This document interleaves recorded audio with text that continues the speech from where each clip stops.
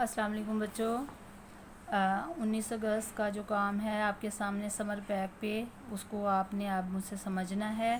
آپ پہلے سمجھا کریں پھر آپ کام کیا کریں۔ تو سب سے پہلے آپ کے سامنے ہے الفاظ معنی کا کام۔ تو لفظ ہے اسرار، اس اسرار کا مطلب ہوتا ہے راز، بھید۔ دوسرا لفظ ہے بزم کونین، دونوں جہان کی محفل۔ پھر ہے بچوں بھٹکے ہوئے، راستہ بھولے ہوئے۔ توحید، خدا کو ایک ماننا۔ چشم بیدار، جاگنے والی آنکھ۔ شمع کیا ہوتا ہے؟ چراغ اور موم بتی۔ مرکز، درمیان۔ ناخدا، کشتی کا مالک۔ ملاح بھی کہہ سکتے ہیں اور کشتی کا مالک بھی کہہ سکتے ہیں۔ تو یہ تو ہو گئے بچوں آپ کے الفاظ معنی۔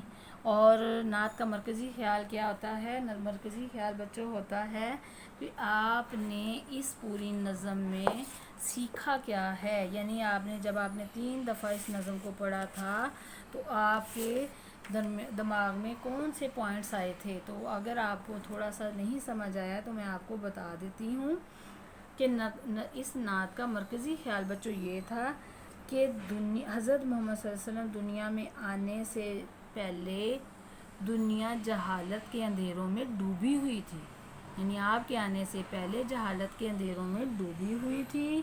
لوگ ایک اللہ کو بھول چکے تھے، بت پرستی میں مبتلا تھے، برائیوں میں مبتلا تھے۔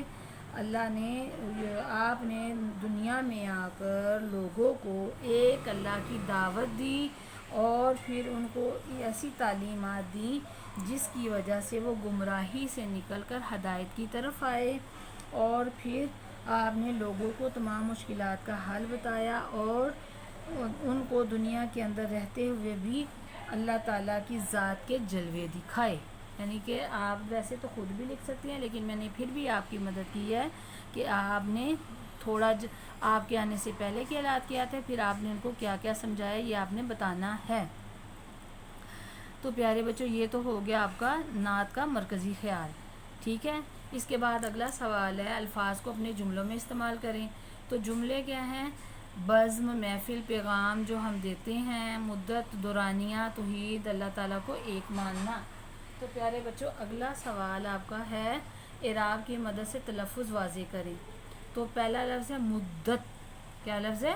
مدت۔ دوسرا لفظ ہے شمع توحید، دور، اسرار، بزم کونین۔ جب آپ کو لفظ صحیح پڑھنا آتا ہے تو آپ زیر زبر خود بھی لگا سکتے ہیں۔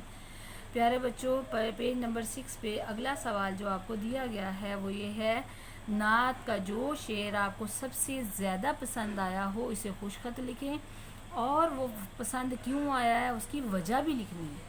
ایک تو خوبصورت رائٹنگ میں لکھنا ہے، پھر اس کی وجہ بھی لکھیں گی آپ کہ یہ آپ کو کیوں پسند آیا ہے، ٹھیک ہے۔ اللہ حافظ۔